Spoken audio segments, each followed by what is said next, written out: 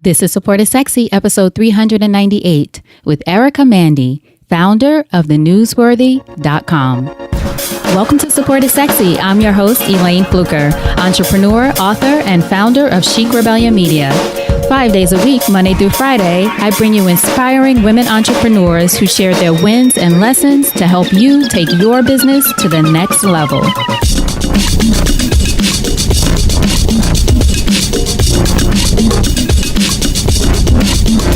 Here we go.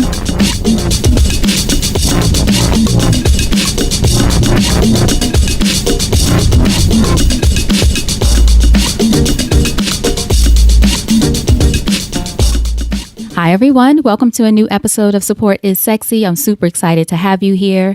It just would not be the same without you. And if you are a woman who wants to get your message out there into the world, whether you're an entrepreneur, a leader, an executive, a creative, a consultant, a coach, one of the best ways to do that is with podcast guesting. And the way you get invited on podcasts and invited back is to make sure that you are an unforgettable guest. So to do that, just download my free guide on how to be an unforgettable podcast guest at girlonpodcastgift.com. That's girlonpodcastgift.com.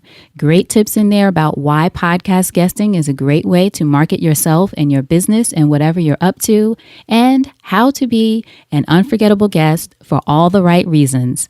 girlonpodcastgift.com. Now, I'm excited about our guest today, Miss Erica Mandy, and Erica is the founder of a new website and podcast called The Newsworthy, and her website is theNewsWorthy.com. Erica is one of those people, entrepreneur after my own heart. She saw a space, she saw an opportunity, and she thought about the skills that she already had that would help her be able to fill that space.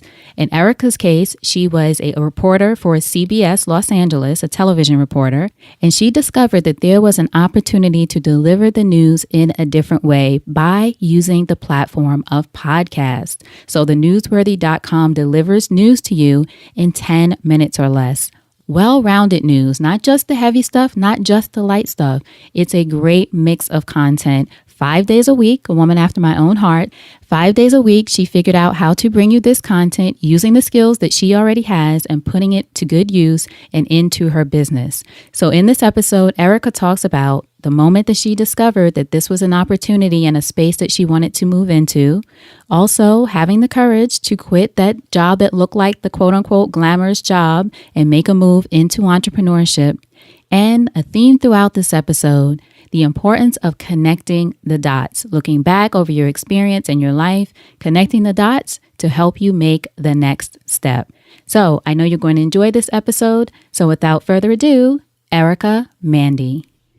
So Erica, thank you so much for joining us for an episode of Support is Sexy. I'm excited to chat with you. Thank you so much for having me. I'm so excited to be here. Excellent. So our first question, when did you first fall in love with entrepreneurship? You know, I had a little seed planted in my head while I was working in TV news when I just came across a blog, and it actually talked about side hustles. And I was like, wow, that's really interesting. And I just found myself really seeking out other stuff about that. And I didn't even really consciously realize that I was kind of falling in love with entrepreneurship at the time. I just thought it was interesting. And then when I came up with the idea for my podcast now called The Newsworthy, that's when it all clicked. And I was like, oh, this seed was planted in my head for a reason, because that led me to realize that there was something missing and that I could fill that gap. And then I became really kind of obsessed with it. It was like I went to work because I worked for the 11 p.m. news. So I went to work in the afternoon, and I found my mornings were just consumed with more research, and I wanted to read these books and listen to these podcasts about entrepreneurship. And all of a sudden it was like going to work and my normal day job became a pain in the butt, because I was like, I don't want to. Yeah, it got in the way of what I was finding myself really, really interested in. And so that eventually led me to quitting my job and starting. But it all started just with a blog post. Started with the blog post. That's the thing. You never know what's going to be that inspiration. And yes. I think you're a great example, too, of what people say Steve Jobs says. I don't know if it was in the speech that he gave or if it was just in passing, but he said that you can always connect the dots looking back and see why. That's why I saw that blog post, and this is why I became interested in that. So I'm curious, with podcasting, did you were you into podcasting and then you started thinking of the idea to create your own, or was creating your own kind of your own website or podcast an idea, and then you started listening to others to get some inspiration? Yes, you were exactly right, because it all kind of came together when I didn't realize it. I started listening to podcasting because I had a really long commute. I live in Los Angeles, and I was commuting at least an hour each way.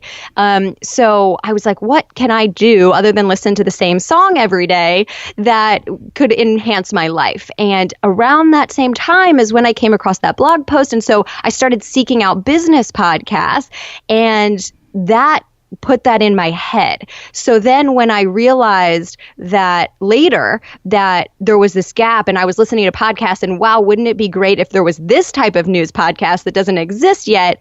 That's when it all sparked. And so I got into podcasts as part of my commute, and I hadn't really thought of entrepreneurship on a conscious level yet. But again, that podcast and, business blog posts were the things that kind of led me to that moment. Now, were you raised in Los Angeles, born and raised there, or elsewhere? No, I'm from the Midwest. I grew up in a very typical Midwestern suburb in Kansas, outside of Kansas City. So I'm basically from Kansas City on the Kansas side. How would you describe a young Erica growing up in Kansas City? I was jumping from one activity to another. I loved to dance. And so I would go from dance class to gymnastics to piano lessons to softball to basketball. And I was definitely just the explorer. And I think that is kind of stayed with me as I grew older, and I wanted to go to a different state for college, and I wanted to study abroad. And then I moved around a bunch as a TV news reporter. So I definitely see that in my younger self, that I was an explorer. I was curious about new activities. So yeah. Were you an only child growing up? No, I have an older brother. And so, he was definitely a role model to me, even though we would fight. And so when he would start piano lessons, it was like, oh, what's that all about? I have to do that. Yeah, exactly. So yeah, and he's continued to be a big supporter of mine. And actually my husband is one of his best friends. So nice. I know, isn't it funny? Going back and connecting the dots again. I love it. So I love that your parents too obviously supported your curiosity. Yes. And that I feel so fortunate, especially when I left school. When I graduated college, I actually took one more unpaid internship and lived at home with my parents for one more summer. And, I realized that some parents would be like, what are you doing? You got to go and get, become a doctor or something. And I did that one more unpaid internship, but that led me to my first job and getting my foot in the door in a pretty competitive industry. And getting my foot in the door meant taking a job as a part-time reporter in the middle of Missouri. And so making $10 an hour. So I was very lucky that they supported me and saw that the vision was I get my foot in the door and I work my way up. That they kind of were that emotional support to say, it's okay, go for it. What drew you to the field of journalism? I assume you studied that in college as well? Yes. Again, I think this is such a good theme of kind of connecting the dots when you look back and realize all these things that led you to where you are going. It was along the way, especially in high school, realizing that I loved writing, more than math necessarily, or that I loved performing through dance. And so when I got to college, it was like, I love to write, I love to talk to people, and I love to perform. And then as I looked more into journalism, it was like, wow, I can tell other people's stories and make an impact on them too. And I can bring things to light through journalism. And so that all came together for me while I was a freshman in college, going, what should I major? And that was the moment that it was like, all of these skills lead me to journalism, so let's do it. Now, you worked in journalism for more than a decade, right? Yes, I worked my way up from a small town in Missouri to Portland, Oregon, which is kind of a middle market, and then to Los Angeles, which is the second largest news market in the country. And so it was a process over about 7 years getting to LA, but starting as a part-time reporter, just to get my foot in the door. And is moving from market to market, for those who are listening who are interested in being television reporters and wanting to get on in a big market, I should say, is knowing that having to move around just part of what the business is about? I mean, this, like a lot of things, like entrepreneurship, has a lot of people take a different path. But a lot of times, most of the time, you do start in a smaller city because you have to make your mistakes there. You don't want, it's like, even if as an entrepreneur, you don't want your first media interview to be with the Today Show. You want to practice a little bit with some of the local news and work your way up to feeling really confident, knowing what to say and that sort of thing. And so the same goes for starting in TV news. So I started in a small town and I made mistakes. I remember, having to jump in front of the camera and just feeling really flustered. And literally the anchors pitched to me and I was like, and I just didn't know how to really just talk about what I know and what I had covered all day. And I just said, back to you. And it was so horrible in the moment. And I'm so glad YouTube wasn't a big thing at the time. But I'm so glad because that small town of Missouri was more understanding and my boss was more understanding than they would have been in Los Angeles. So I'm so glad I made that mistake. I was able to learn from that mistake and work my way up over time. And the best learning, I always say, is in action, learning by doing. Yes. You'll know what that feels like to say, on camera and to never want to do that again. You know that feeling. What steps can I take to avoid that? Exactly. What steps can I take? I think you make a great point, too, about working the smaller markets first before the Today Show or the bigger markets, even for people who are quote unquote on the other side of the camera. So if you're listening and you're an entrepreneur or doing whatever you're creating and you want to be on these shows as a guest, also don't forget about the local markets or podcasts. Of course, we might be biased. We love podcasts, but just these other things that I think people sometimes want to either skip or don't consider because they're looking at or whatever the big networks and markets are. What do you think? Absolutely. I definitely agree with that because when that moment comes, when you have the big opportunity, you want to be prepared for it, just like everything else. You went to school for something so that you could do it great, or you worked hard to build your business to the point that it is. It didn't happen overnight. And the same thing goes for how you present yourself, unless that's something that you've done, in the past, or it really comes naturally to you. And that, I would definitely recommend practice makes perfect. So start smaller. And it's great depending on what your business is. Some of those smaller things might be great for your niche. Right. So you can target what works for my niche. And if it's really broad and I do want to be on the bigger things, who can I start with to make sure that I look good and I know what I'm doing when I get that opportunity? Or even that I can craft, what stories am I going to tell, or what is going to be my main message that I want to make sure I get across? Because you don't want to go on and just start rambling. That's right. Now, your work at CBS Los Angeles, from what it sounds like on this end, I'm sure to people who read it, sounds like it's, if not a glamorous job, a high-profile job. You're on television and doing all of these great things and reporting from, I would imagine, from everywhere. So what was it that you would say, either about the job or about the industry overall, that didn't fulfill you or that made let you know that it was time to move on? Yeah, so it's not a glamorous job. Right, that's what I mean. Maybe not but glamorous. You're right on that. But being on television, people think, definitely. Oh, wow, yeah. Yeah, and I had worked for years to get to that point, to make it to LA. And so that was reaching a goal of mine. But I think also when you reach a goal, you look around and say, okay, well, what's my next goal?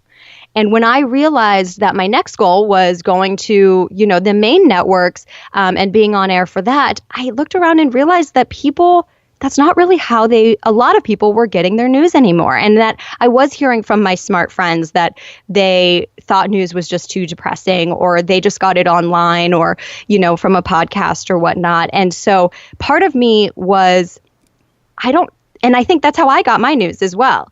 Even being in the news industry, I wasn't watching as much TV. And so it was like, I want to be on the cutting edge of how people are going to be consuming news and media. And I think continuing on this path does not get me there. And then I was like, well, okay, what do people want and what is missing? And that's what I realized, that all my friends were saying news was too depressing or biased, or, they hated the Facebook political debates. Mm-hmm. And so if I created convenient, unbiased news in a fun, more upbeat way, then maybe that could be something that was on the cutting edge and what people were looking for. So it was partly realizing that I need to get ahead of where the industry was going. The other thing really was realizing I wasn't doing the stories that I loved anymore. I do love to do more of the upbeat type stories, and it was becoming a lot of, chasing cell phone video and pressing type stuff. And it was just no longer what I loved. And I think that was also part of where the industry was going, as they were kind of desperate for viewers a little bit, because they could see that it was changing as well. Do you find that I come from media also, but more print and then digital and online? And did you find that the industry, even though obviously it's a huge one, was or is slow to change, but then once they finally realize people are getting their news from social media or those things, then they rush to try to take advantage of those things, and it doesn't necessarily come off in the best way? So like you said, now you're a reporter chasing stories that are on YouTube or videos or that kind of thing. I asked that because for me, when I was in publishing, a lot of magazine companies were so slow to accept online media, if you can believe, as a valid thing, and social media as something valid. But then once it started, they became obsessed with it. And then it's like, well, now it's just not fun. Now it's just not working. You're just chasing this thing. 100%. Right. And I think that it's so ironic because we're the ones reporting the trends. Right. So if we're reporting on it, why aren't we jumping on it and getting ahead of it? And so I absolutely think that. And that's why I said, you know what, I'm going to go out on my own and get ahead of it now. Mm-hmm. Now, tell us about, you mentioned the Newsworthy, which is your podcast and your website, and you talk about the news in 10 minutes or less, right? Yes. 10-minute daily news, we should mention. Yeah, so it's Monday through Friday. It's all the day's news in less than 10 minutes. So as you mentioned, I spent 10 years in TV news, and especially in the recent years, I kept hearing from people, the same things, that news was too depressing and that sort of thing. So I started this, and I call it Fast, Fair, and Fun. So it's fast because it's less than 10 minutes, Monday through Friday. So it's really convenient. You can listen on the go because it's a podcast, and we all love podcasts. It's fair because it's unbiased. And I've really realized that that's really important to people, because things have gotten so polarized, whether it's Facebook or CNN versus Fox or whatever, it's exhausting sometimes. And sometimes you just want to know what's going on. And then fun, I just try to bring some more personality to it, because we don't need to be the stiff reporter. Nobody wants that anymore. You just want a friend to tell you what's going on, that knows what she's talking about. So that's what it's all about. And it's been really rewarding as I hear from people that it's so nice to stay informed without all the negativity. And it's so nice to hear some unbiased news. And so, when you create something yourself, and I'm sure you know this, when you get that feedback, man, is it rewarding. Exactly. You said it perfectly. It's so rewarding just knowing that you created something that's resonating with people. Yes. And I love just what you said about the Newsworthy, that you obviously are covering the news, but you're not necessarily leaving off the quote unquote heavy stuff. You just are delivering it in a different way. Yeah. So, instead of, let's say, I don't know when this is going to air, but there was a recent government shutdown, right? So it doesn't need to be like breaking news, this is happening and what's going to happen whose fault next. It is. Right. Yeah. And so it could be like, all right, so this is what's going to happen with the shutdown. Here's what these people are saying. Here's what those people are saying. And this is what it means for the workers. And okay, so after those types of stories, now you have a really good casual understanding of it. If you want more, you can always go and read more, but this is a great, convenient, overview of it. And then I'm also going to talk about, Apple coming out with its latest smart speaker called the HomePod. And I'm going to tell you about the award shows going on. And it can be this informative and important news combined with the fun things that affect your life in a different way. And I think the combination and the variety makes it less depressing.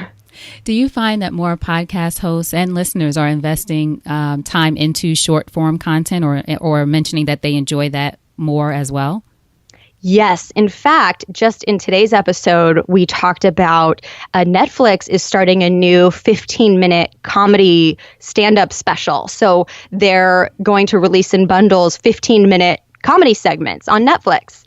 And so that's just one example that I think in some aspects our attention span is shorter, but I think it's also because people like to dabble and see what they like. Just like as entrepreneurs, we take action to see what we like, and then you can adjust accordingly. And so I definitely think that's becoming more of a thing as people are so busy, they're on the go, they're getting a million things thrown at them. So how can we get into their lives in a convenient way? And then if they want more, usually there's something else that you offer that they can choose to get more. That's brilliant. I didn't hear today's news, the Newsworthy, but I was listening to yesterday about the government shutdown. I have to check that out. That's very interesting. Yes. See, that's a perfect example of the mix. Yes, and those are things that affect us, right? Like right. A lot of people I'm fascinated. Netflix. Like, exactly. I'm like, what? You can know about the shutdown and Netflix and be a well-rounded business. Like, it doesn't have to be one or the other. Exactly. And it's funny, the first thing I thought about is my nephew is a comedian. I have to let him know about that. Is that something that all comedians can get into? There's so many reasons that you want to know about these different things. Right.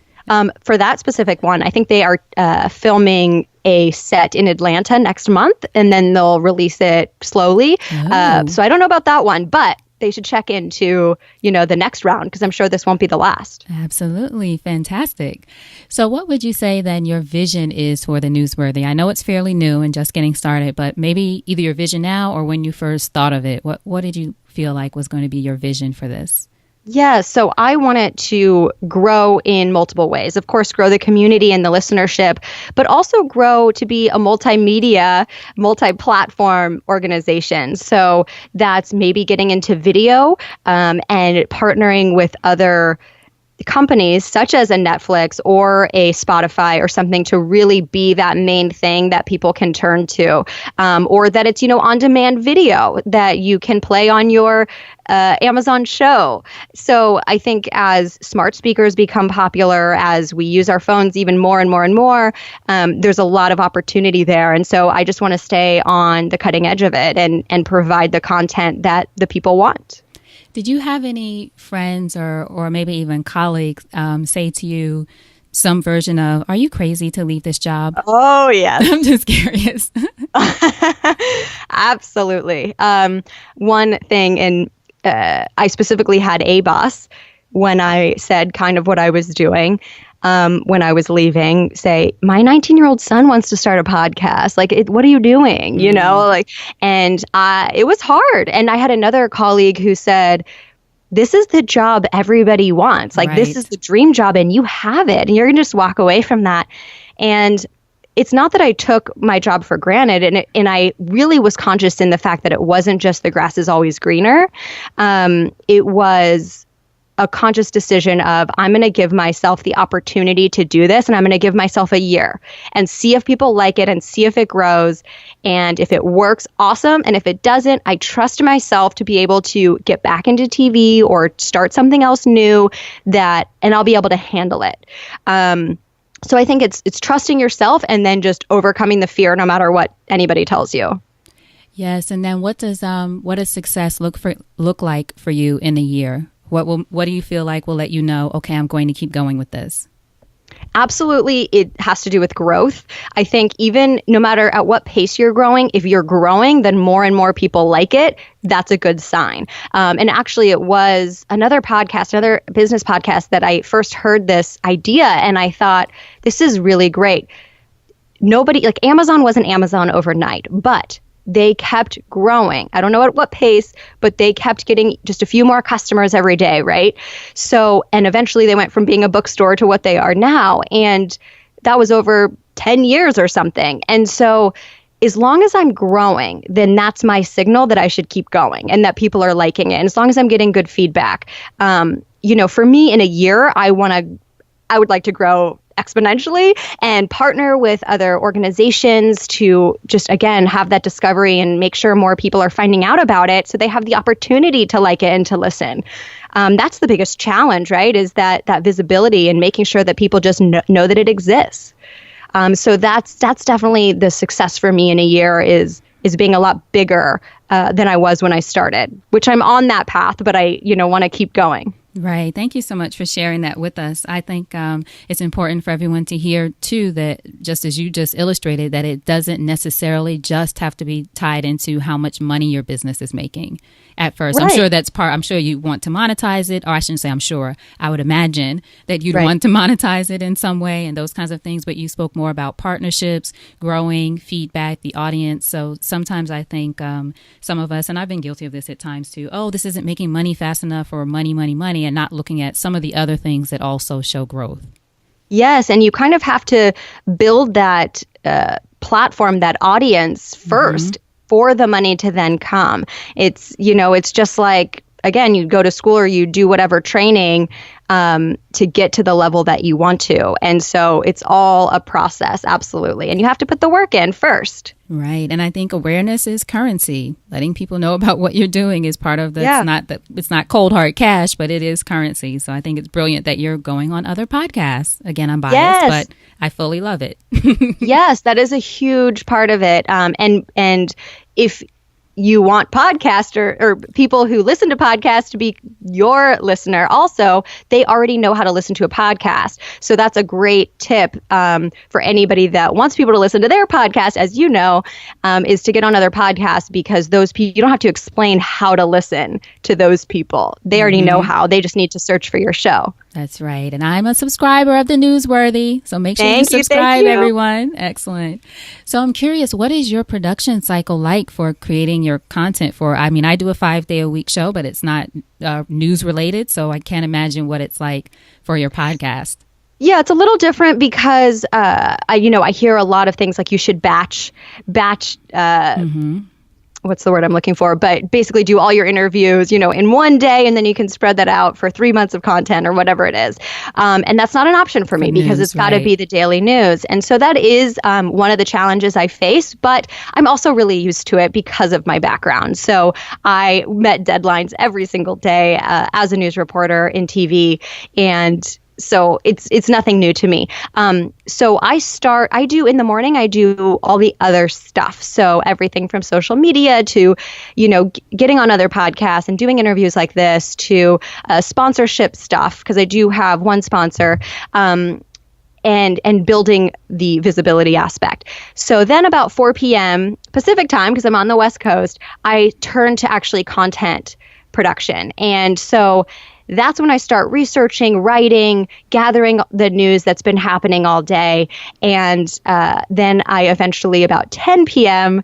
At, again, Pacific time, I'll record, and then I edit, and I publish by 1 a.m. Pacific time, which is already 4 a.m. Eastern time, because I want people to wake up and be able to listen and have it be part of their morning routine, which is a great thing that I've heard from people, that it definitely becomes a habit, which is a great thing about a daily show, that it just becomes part of their routine, and that's awesome. Right. So yeah, the second half of my day is the part where I do the content. And then I'm lucky to have a freelance writer that if I have a conference or something where more of my time is taken up, I'm able to lean on him to help me out with some of the content, and I can kind of juggle it from wherever I am for those events. So I would imagine your experience helps you be able to, even if not an exact script, but just write out things easily or quickly, maybe quicker than some of us might take to write it out and then record, and then you do the editing and things yourself. Yeah. And because, accuracy is so important to me, I do write it out. It's not just coming from my brain. But yeah, because I always used to write for TV, I'm able to write in a way like I talk. And I would say anybody who's doing video stuff for their business, if you do want to script it out, if it's something you really know and you're just talking about your own expertise and you don't have to be exact facts like in news, then I always recommend bullet points so that you can kind of keep yourself on track and don't get lost in your own thoughts, and then just talk like you're talking to a friend. If you do like to have a script, then it's really being conscious of writing like you would say it, and being a little bit more casual and not worrying if it doesn't have to be AP style or like the thesis that you wrote in graduate school. So that's always what I tell people. And don't sound like you're reading it, if that makes sense. And that just takes practice. Yeah, I think that definitely takes practice. When I first started, I was not, you could probably tell that I was reading. So I do my best to not do that anymore, but I think that came over time and just doing it a lot. So you mentioned that you have a sponsor. What is your process like for reaching out to sponsors? Are you looking for companies that run on other news shows, or are you open to which kind of companies you're interested in? I'm just curious for you how you're doing it. Sure. So one of my things is I want to actually like the product so I can talk genuinely about it.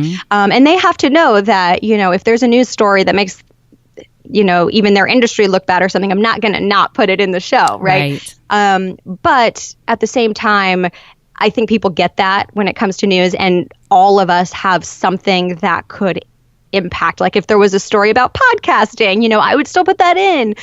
So I think, you're influenced. You could be if you're not conscious of it. So this one that I have now fell in my lap, and I was really lucky. I haven't been to our point that we were making before, that I'm really focusing on audience growth first, that I haven't been seeking them out that much. And this one came to me because my husband's, and this is, again, a reminder to stay open to opportunities. My husband's old roommate, I believe, reached out and said, can I talk to Erica about podcasting? Because I'm thinking about starting my own podcast. And so I had a 20-minute conversation with him, and he said, I actually own a marketing company, and one of my clients is looking to advertise on podcasts. Why don't you send me some information, and maybe they would be a good fit? And long story short, that came out to them wanting to advertise on the podcast. So that worked out really well. And I loved their mission. They're an organic bedding company, which was a great fit because I have both women and men that listen. So it's not overly specific, but it also, I believe in the, organic mission. They gave back to the farmers. They're fair trade certified. It's Soul Organics, by the way. And so I really appreciated that about them. And I always say you have to send it to me so I can try it out first before I'm going to agree to recommend it. Right. So and not just to get free stuff, but to know what I'm talking about. Like you said, talk about it with knowledge of having used it. Yes, exactly. And so, I think as I grow and the ads may become outside, like the platform changes. So, for example, Pandora has been getting into more podcasts, and they might look to monetize podcasts in a similar way they do music, where it's more ad insertion. So I'm definitely open to that. But for now, I'm focusing on the host-read ads. But I think it's going to evolve over time. What's the name of the company again? I missed it. It's So Organic? Sure. Soul Organics. Soul Organics. Okay, we'll link to them. Tell them they're getting a link because of your great work. So nice. Excellent. So, Erica, what does your support network look like, both in your business? I know you mentioned a writer, but also personally. So it's been interesting because it has changed as I've changed, pivoted industries. I was really lucky in working in media because you're moving around and you're going to these smaller cities. Your coworkers kind of become your family. So I had a great support system within my job as I worked up the ranks in TV news. But when I left the industry, I had to make more of an effort to build my support network because now I'm working from home, whereas before I was all over the place and meeting new people every day.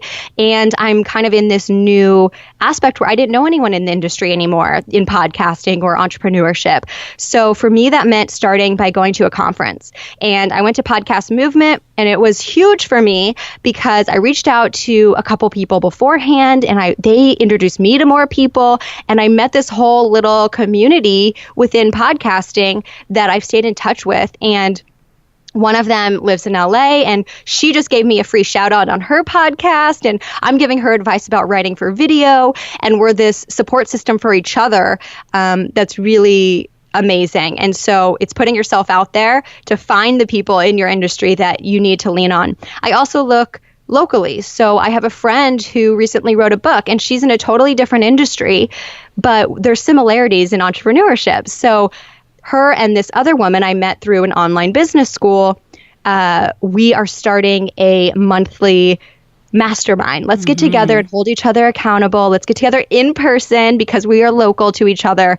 So I have these people all over the country, plus I'm seeking out the local things. And again, this is me telling them, let's do this, or going to the conference. It doesn't just happen on its own. You have to seek it out and seek those people out and see what sticks.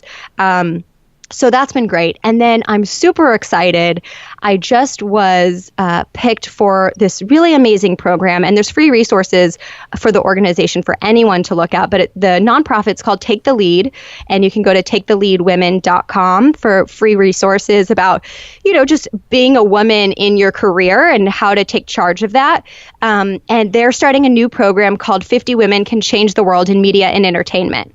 And it's all about kind of changing the system to make sure that more female voices are heard in media, and that, goes out to society, because Hollywood and news are the two things that other people look at, and that can affect how they feel about society. So that is just about to kick off, and I'm really excited to meet the 49 other women doing amazing things in different media aspects. So I'm really excited about that, and I think that's going to be something that raises me up in terms of confidence and taking charge and having another network. So lots of things. Yes, excellent. So that's great. Great for you. Fantastic that you have a support network. We're all about that around here.